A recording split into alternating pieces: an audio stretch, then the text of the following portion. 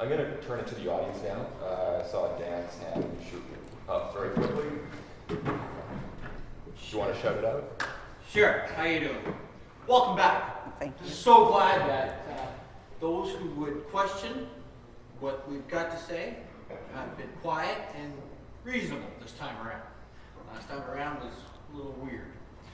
Okay, so given what you described, I'm going to toss out a term for you, and maybe you agree with it or not, but I'm going to put it towards the gender feminists that have come along around since the 90s. We could call them maybe myth-andrists, creating myths to hate men, or to generate hatred towards men. Here's a term. Okay, I'm going to sandwich this between two paraphrased quotes. First one's by Walt Whitman. In regards to feminism, re-examine all you've been sold, dismiss what insults your soul. In 2009, the General Social Survey puts the numbers of domestic violence at 585,000 men, 601,000 women, or 6% of men and 6.4% of women. In 2014, General Social Survey puts out the numbers at 418,000 men and 342,000 women. They didn't put in the percentages this year, but if I remember correctly, it turns out to about 4.2% of men and 3.7% of women. Also, in who's reporting on who has physical injuries, it was 40% of women who reported it and 24% of men. So there's about a 16% difference there. Why aren't these facts making it out into the news? Why aren't reporters doing their job, due diligence, investigating when domestic violence is discussed? The Ontario government, in their infinite wisdom, knows about these numbers. They put about $145 million a year into the domestic abuse industry. About $83 million goes into the shelter side of that. Gotta ask you, this is leading to a question. Yes, I'll get to that question. But all these numbers aren't verifiable, and if you want, I will give you all the links to the StatsCan web pages. So, about 95 shelters, the price runs from $90 per night per person per bed to $590 per night per person per bed. Would you say that there is an underlying current of indifference to the suffering of men, given all those numbers and all the money that's sunk into the domestic violence industry? And I'm not even going to touch on what's going on in suicide. Oh, and I will put out the second part of that paraphrasing quote by Kipling: "The feminist of the political species is far more deadly." Well, remember that we wanted to make a distinction between types of feminism. So, as a woman, I think I have to come back and say I still have a hope in equality and in the women who stand for equality and promote that equality. But I also would hope that those are the women, and there are more voices coming forward that will look, along with men, at this issue of domestic abuse. And the stats, of course, stats can change from one survey to another. So there's always many, many debates around stats. But we do know that there are men who are abused, and at a sufficient rate that it should be an issue of societal concern, social help, and compassion, which we always say there should be enough compassion to go around. And if we had that attitude, rather than refusing to acknowledge these problems vis-a-vis men, we would certainly start to make some progress in this difficult problem. Okay, I would, referring directly to your final question, let's look at this expression that we hear over and over again. And it's a legitimate expression. It has a good reason for existing, and that is violence against women. The problem with that is that the implication is that either there is no violence against men or the violence against men is unimportant. The first is false, the latter is morally obtuse. So I think that we have to get away from focusing on violence against women and more on focusing on violence, which includes both men and women, both as perpetrators and as victims. Then we have this lamentable situation of Aboriginal women. There are all these missing women. Does anybody ever ask what happened? What about all the missing Aboriginal men? And there are lots. 2/3. So, but these questions don't even get asked, and it's considered politically acceptable and normal to ask questions and to raise money and raise awareness for problems that affect women, which is perfectly justifiable, but to ignore those that affect men. Thank you. Thank you, both of you.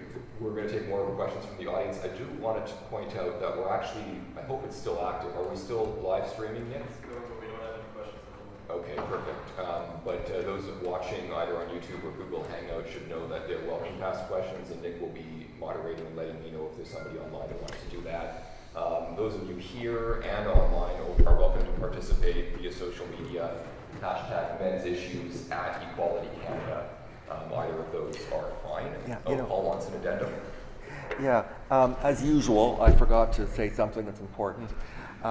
In connection with my own presentation here, one of the things that we do in this final volume is we look at the problem of how do men form a healthy collective identity as men. And it's an important question because if men cannot form a healthy collective identity, many of them will say, okay, I'll take an unhealthy one, thank you very much. Or in some cases, they'll drop out of society by committing suicide or drop out of school. So we have some cascading effects of this. But I want to define what I mean carefully, what I mean by collective healthy identity. What I mean is whether that identity is focused on the male body or any kind of body or some other thing, it must include the ability to make at least one contribution to the larger society that is A, distinctive, which would be a sine qua non for identity. It must be necessary, and it must be publicly valued. So those are the three criteria that we have come up with. And on our question, and it's a question on our part. We don't have the answer. We suggest in this volume and in the next volume that the last frontier for a healthy identity for men would have something to do with fatherhood. Because fatherhood, we argue, not everybody argues this, but we argue is distinctive. There is a distinctive function within family life that focuses on fatherhood. It's not assistant motherhood, it's something different. So that's really our suggestion. And we hope that psychologists and sociologists will do research and come up with more data that supports or does not support our contention. We need to know. Maybe I should do an addendum to the addendum, and that is we focus on fatherhood because the other two major roles that were there across cultures throughout history, which is provider and protector, not that every man that had that role, provider, protector, and progenitor. Provider and protector, we're not making an argument that we go back to men as the sole provider. Women are working, women are educated, women have lives that will go into the future in these domains. And so provider, protector, we're also not arguing that men should have that sole role of protector. So it doesn't leave too much. I mean, even fatherhood has been maligned and marginalized to such an extent that it is hard to talk publicly about fatherhood as a major role for men. And it's very difficult to define what is distinctive about fatherhood. I mean, we have some ideas, but it's hard to have a strong conversation where it's easy to wave a flag and say that there's something distinctive that needs to be acknowledged and protected. So we need to think a great deal about this, but we think that is probably the most important distinctive quality that we need to hold on to fulfill that definition that Paul gave of something that's distinctive, publicly valued, and what's the other one? Distinctive, publicly valued. Well, and this sort of brings us back to that theme of loss, in that we're losing those unique identities that we used to have. There was a question there. Yes, over there. I'm just a little confused as to what the talk is about and then what you're talking about. Because just to inform you, the current CBC actually asked that same question that you did as to where are all the Aboriginal men, who is asking about the Aboriginal men. So it's not something that is not talked about. I think the bone that you're picking perhaps is that it's not taking precedence over other conversations. However, if we go back to your gender lens and domestic violence scenario, the reason that, and I'm speaking as a lawyer, the reason that men or that police are instructed to not listen and go into the home and take out the male who is predominantly the perpetrator in these scenarios. Predominantly, and I know that you gave the example of the hysterical woman throwing the frying pan, because that always happens. But that is the reason why, because statistically women would always say, oh no, they're afraid. You know, I retract what I said, I don't want to call 911, I apologize, blah, blah, blah. So that's the reason why that happens. What I'm hearing though here is that I'm not quite understanding what this talk is about. Perhaps I need to read your book to understand further, but it seems that you, for instance, Paul, you had feelings of inadequacy during the Vietnam War because of the definition of what a real man is, etc., and that set you on this quest or this path. Also, I'm hearing a lot of custody battles, sort of people being upset about custody battles and the court system being skewed against men. Who is it that you think writes these laws, historically? I mean, are we really going to sit here and say that patriarchy is a myth? Because if we are, I am really in a room full of people who have divested, or invested rather, in a lot of cognitive dissonance. So if you're here to bitch about your lives and about your personal problems, cats passing away, custody battles, etc., I really don't think you should pass it off as research and intellectualism, because it's really harmful, particularly in an environment like this that claims to do research. Do you know what I mean? What's happening in this room right now? Is that your question? What's happening? The question is what's happening in this room? How is this research, and are you moving beyond your inadequacies of malehood and the definition of manhood? Thank you for the question. Thank you. Either if you want to respond. Well, I'll make one statement. To even put down somebody's expression of their lives and what brings them to a certain... Well, Excuse me, ma'am. You asked the question, now they get to... No, you asked the question, now they get to answer it. Let's have respect here on both sides. so when I listen... Let's have respect here on all sides. On all sides. When I listen to your statement, you use the word preponderance, as if we should not look at the other. I believe I did hear that. Can we have respect on both the side of the question or at the side of the answer? Can you grant us that? Can you grant us that?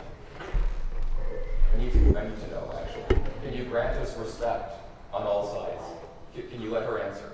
Okay, thank you. Okay, so even if you have a dominance of a statistic, that still means that 30%, 20%, whatever it is, are people who are also suffering, that may be victims, that need resources, that need shelters, and it's important to, as a society, to bring this into the conversation. You can't just have a dominant statistic and use that to silence. Who's doing that? That's what I don't Excuse me, understand. she's trying to I'm answer your asking question. who is She's trying to answer your question. I'm going to have to ask you to stop interrupting. You don't need to take over the whole thing. It's okay, I can moderate this, then thank you. But I'm going to have to ask you to be respectful. I'm going to ask everybody that. That's the only way the event's going to proceed. Okay? Please. Okay, so the simple issue is that there are men who experience problems, and they need to be addressed.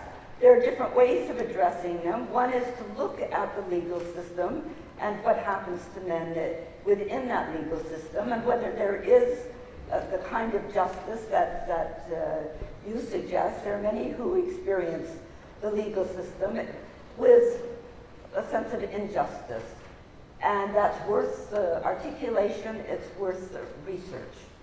The same thing is when you have a view of history, if you find that your knowledge of archaeology and your knowledge of text does not provide the same analysis of history, then as researchers, you write to counter that and to show where the mistakes have been.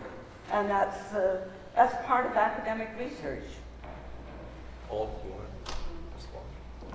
Yeah, I just think I'm dismayed to think that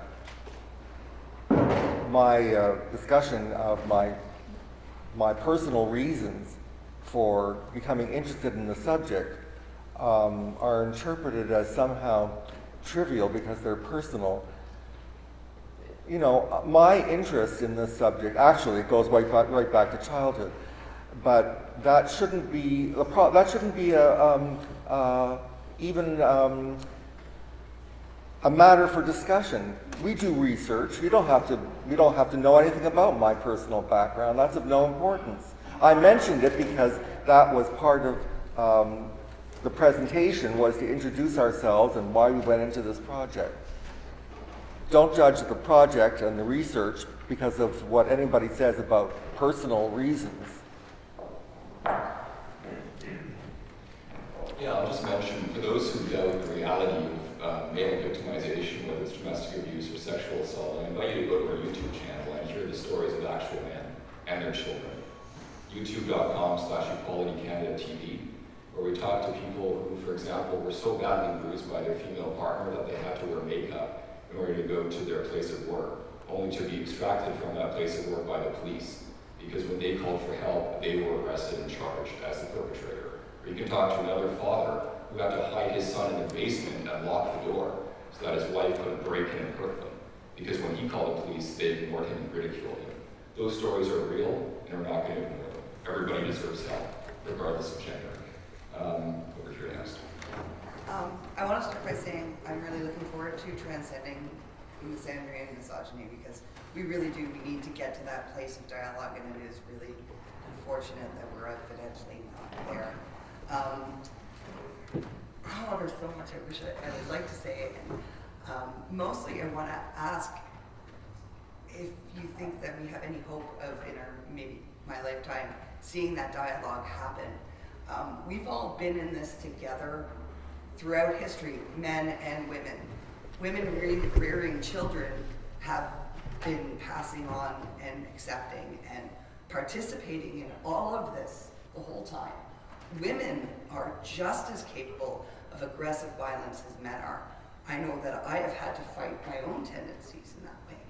We're all here in this together. I would love to see feminists start talking about how we can be whole, healthy human beings as women, and men getting together and saying, how can we be whole, healthy human beings as men, and getting together as healthy men and healthy women and dialoguing about how we can have a healthy society, not one that portrays men as either idiots, oafs, or assholes. Like that's, you watch TV and you look at Homer Simpson and you look at Trailer Park Boys and you look at, what's that stupid biker one? Like, and the way men are portrayed in our society, and then you hear, oh well, he's just a man, that's why he's like that. And all these excuses, we've done nobody any good by perpetuating this idea that men are just sexually aggressive, violent pricks, and women are just victims. I think it's disgusting that women perpetrators can hide behind being women and have the men taken off to jail or removed from the home because they're the ones throwing the ashtrays. My son was kicked out of my ex's girlfriend's apartment into a snowstorm at 10:30 at night because she didn't like the fact that he texted me. So I would really like to know if you think that in my lifetime we might see this dialogue and how I can push it forward, because that's really what I would like to do. Well, I think that's an excellent question, and it's certainly something that Catherine and I have talked about. By nature, I am not an overly optimistic person.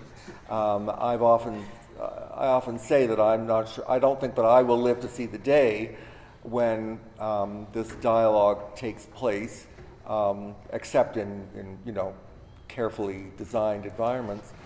On the other hand, here we are today. We're talking.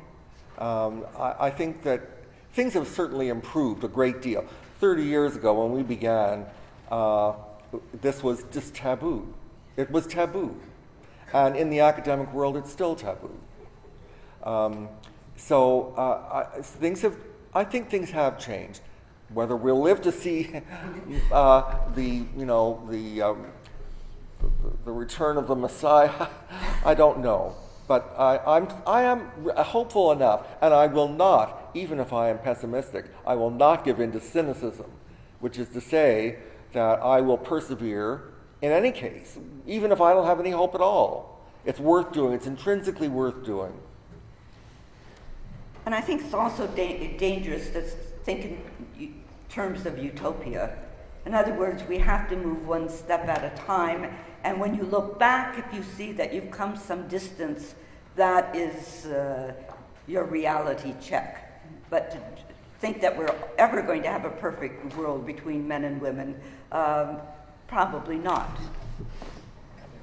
Yeah, I guess, it takes me, I don't think quickly. I take time, and ideas gradually come into my head. But, the question from the lady in the white sweater was an interesting question. It's the kind of question that comes up in debate rather than dialogue, but nevertheless, it's worth trying to answer. Now, you asked, who are these people who are doing all this? Where does this come from? Are they Martians or? You can put your hand up when you have another question. That's how Okay, now I'll tell you who's doing this. It is lawyers who are doing much of this, lawyers and legislators. And many of them are feminists. They are. And we've read, I can't tell you how many, countless books by feminists who identify themselves as feminists, whether it's Catherine McKinnon or Andrea Dworkin or, dozens of others. They're real people. Their products, their books are available in every library. It is not hard to find this. This problem that we're talking about wasn't invented by Martians or extraterrestrials. It's right here. All you have to do is look around and be willing to acknowledge that maybe feminists have said things that are incorrect and need to be corrected. I'm going to throw a quick question to myself, because you mentioned Homer Simpson, right? And you referenced popular culture. You wrote, both of you co-authored Spreading Misandry, which was looking at culture, both high and low pop culture, whatever you want to call it. Can you remind us what role the media plays in terms of, again, taking those myths, those misconceptions of masculinity, and broadcasting them in a way that maybe makes dialogue a little bit harder? Again, I'm asking you to summarize an entire book, I understand. I knew you'd give me the mic for that. He's the popular culture guy. Well, when we wrote Spreading Misandry, that was in the 1990s, just before it was published in 2001, so it was basically a look at popular culture in the 1990s. And we did find a consistent pattern, primarily in movies, but also in TV shows and on talk shows on TV and on the news and a whole range of media. And we found that one consistent pattern was that men were presented as being either inadequate, which is to say buffoons or idiots, or evil, which is to say the sinister person who, you know, is stalking women, or and which happens after all. I mean, all of these things happen. The question is, the media, the mass media present a sort of collective image which enters into the culture as a kind of, you could call it a kind of mythos. Now, except of course for male feminists who are sort of absolved. Or of course, there are token women. These would be minority men who somehow get off the hook. But it was a consistent pattern. But I should add that this pattern was not. It was not the sole pattern. In other words, other patterns, as feminists have reminded us very correctly, are misogynistic patterns. So these two things coexist. It's not that one sort of erases the other. That doesn't happen. The basic mentality behind the kind of contempt that we're talking about it's the same mentality. You can attach different names to it. Sometimes Jews are in, sometimes Jews are out, sometimes Arabs are in, sometimes Arabs are out. But the basic mentality is one that needs to be challenged. And that basic mentality is what we describe in Spreading Misandry. The one chapter, by the way, that few people ever read. It's the end, at the very end of the book, but the whole book leads up to it. And that is, we define what we mean by ideology, and we give 8 or 9 characteristic features of ideology on both the left and the right. They're not different. It's a mentality, it's a worldview, and one of the chief characteristics of it, one of the 8 or 9, is what we call, or what is called, dualism, and that is to say a worldview that focuses on a struggle between us and them, okay? They are evil, we are good. They are victimizers, we are victims. Now that mentality has a long history, not only in the West, but certainly in the West, and it comes out on both the left and the right, and we really need to challenge that. Look, we're living in a world that is polarized. We have Donald Trump in the States, and grotesque things are going on, but at the root of it, the problem, to name the problem, it's polarization, or dualism. Thank you, Paul. We've been going for over an hour. There's a lot of questions. Just want to get a sense from the audience and from our panelists if we want to take that break or keep going. I don't need a break. I think we should keep going. Okay, we'll keep going. Yeah.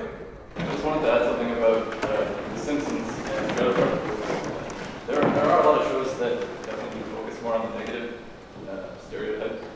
But in terms of men, I think Homer Simpson and the characters in Trailer Park Boys do also have a lot of positive qualities. Homer is, at times, a loving husband, and he can be a good father, although he stumbles a lot.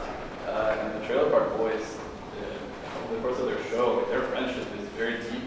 They rely on each other, and although they are criminals and do a lot of stupid stuff, they're good people at heart. And I think if you look deeper than this sort of dumb angry qualities that they show, there is good stuff there too.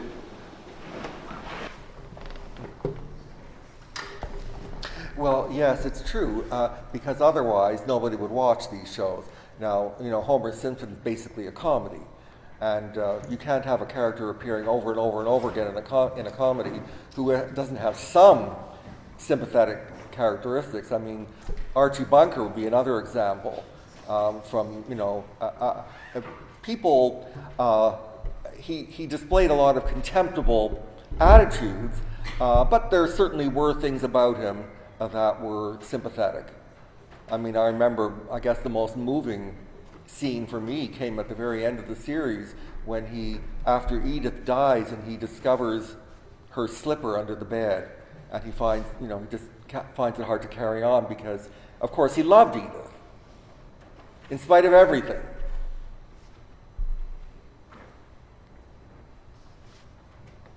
Okay. Sorry, I forget the order of hands. I'll try to get to everybody. Yes, Caesar. Sure. So given the very recent modern use of the internet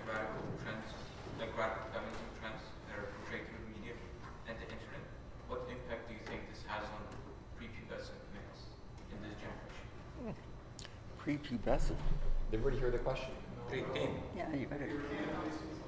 So given the online trends towards extreme Of of radical feminism, Yeah, that are spread through the Spread internet, which through is the very internet. recent. How does this affect prepubescent men? how does this affect prepubescent males? Thank you for the question. Well, I would say any young male who's watching negative images is going to have a hard time forming a positive identity, and that will probably get more difficult going through adolescence.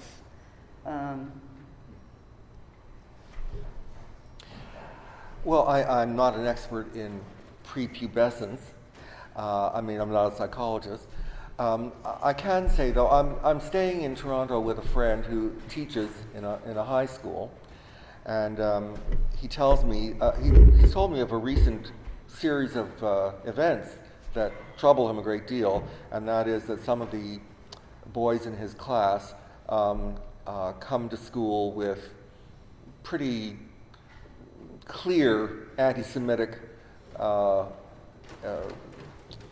declarations, jokes. So the question is, well, why is this suddenly happening? What is it? What's going on with these guys? They're about 16 years old, 17 years old. And you know, I can't give a diagnosis of any people I haven't met. But my general sense is that there are a lot of people in this age of terrorism and people who are seeking out some place to belong. I'm not making excuses for them. I'm not saying that it's a good thing. I'm not saying that, but I am saying that it is having an effect. All these things are having an effect. There are all these images out there, and even ones that are denounced by society, but they're still there. The images are still there. There's still something romantic, or there's something heroic about wearing a bombed vest and going in and sacrificing yourself. So images are powerful things, and I think it's unrealistic to argue that, oh, this is just popular culture, it's trivial, we don't have to bother about that. And that's something that I think we've learned from feminism. Feminists have spent decades telling us that all these images on TV and in magazines that treat women condescendingly have had a disastrous effect on women, and I don't see how it could be different for men. I'm going to get everybody to ask a first question and then we go for a second. No, I think the consensus was we're going to put it on. We may break after a couple more questions. So let's hear from Robert. First of all, you spoke about doing research on what differentiates men as fathers from women as mothers, and I think Cal Pruitt of Harvard has compiled a lot of that and done his own basic research on this. So that's just a comment. I found it extraordinary now, and I don't know why, because I've heard it before, that the objectification of men is an issue. Clearly, when you objectify a man in a war setting, the vulnerability is toward his life, as opposed to the objectification of women, whose vulnerability is toward their feelings, which are real as well. It seems to me, though, that with the advent of war becoming much less personalized, drones, far-reaching missiles, no longer hand-to-hand combat, that the objectification of men may be reduced. And I'm not linking these things up. I'm just observing that in the last 5 years or so, the issues that you're talking about have become addressed much more and to a much more satisfactory way than they were previously. Yeah. And that war is no longer sacrificing quite as many men as it was, and we're mixing in women into that sacrifice at the same time. So, I hope I'm wrong, but is it possible that if we create more war without men fighting, that we'll deal with the misandry issue?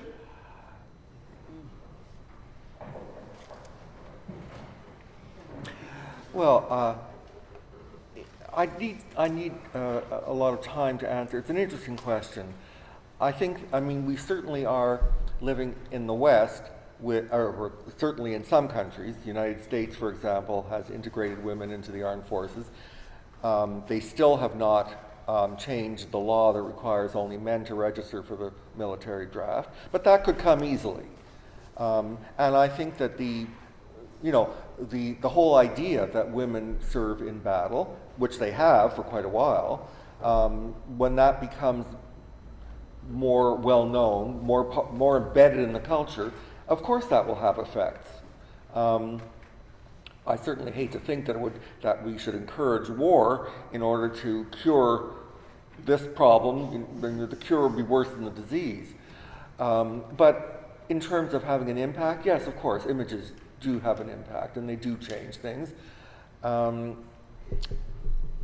we have to get rid of the double standard there. And I think the Americans will probably very shortly announce either that nobody has to register for the military draft or else that everybody does.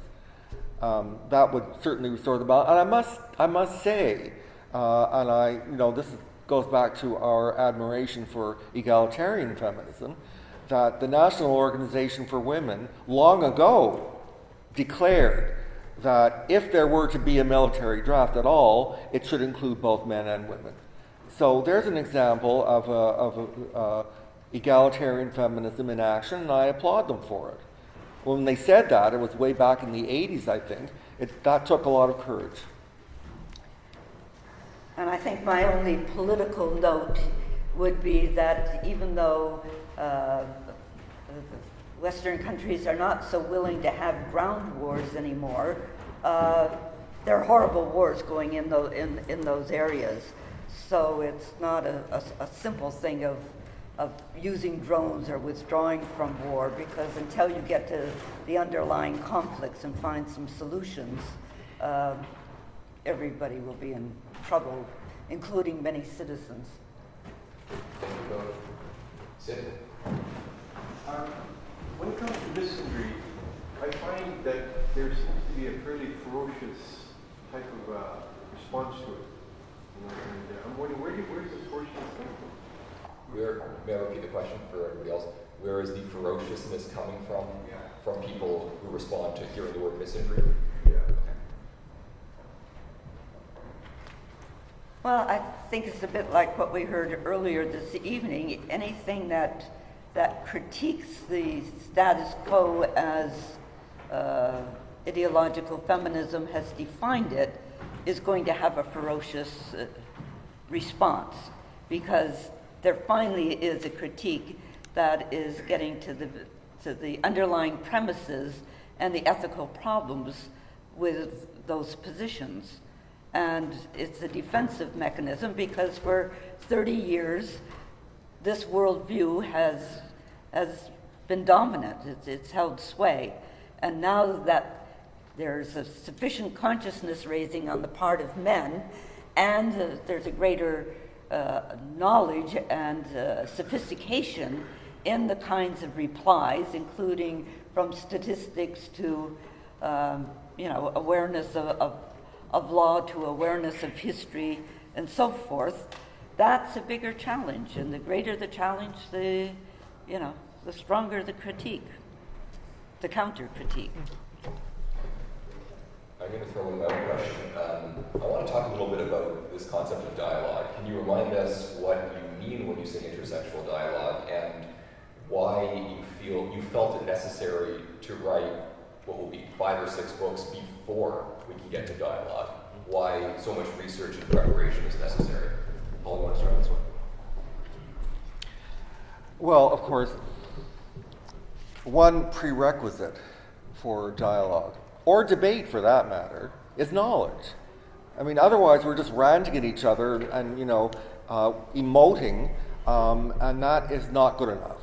So for any public debate, whether it's in the form of dialogue or debate, we do have to do our homework, okay? And part of that means the ability and the willingness to challenge conventional wisdom. I mean, there are many books out there that will provide very well-researched analyses of social problems, but scholars themselves are constantly in the business of challenging those theories and refining them, and occasionally simply overturning them and saying, well, we've been going in the wrong direction. This happens not only in the social sciences and the humanities, of course, but also in the sciences. So the very essence of knowledge is something we have to take seriously. And now, well, there was more to this question. Why so? Well, I think you've answered it. Why so much preparation and research and? But of course, it requires more preparation than knowledge. It also requires psychological preparation. Right. For example, we outline, 10 principles that would be necessary to assimilate before you are ready to enter into any kind of dialogue. And one of them is simply the willingness to listen to other people. Not to imagine that you know who they are and what they're about before you actually listen to them. So that's probably the first criterion.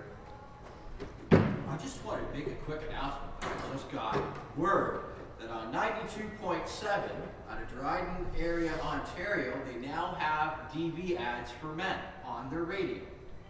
I was just informed that right now. There's a men's issue group out of that area, and I'm actually I'll couch that in a bit of a question. Do you think the billboard ads that cafe has put out there, it furthers dialogue, helps promote dialogue?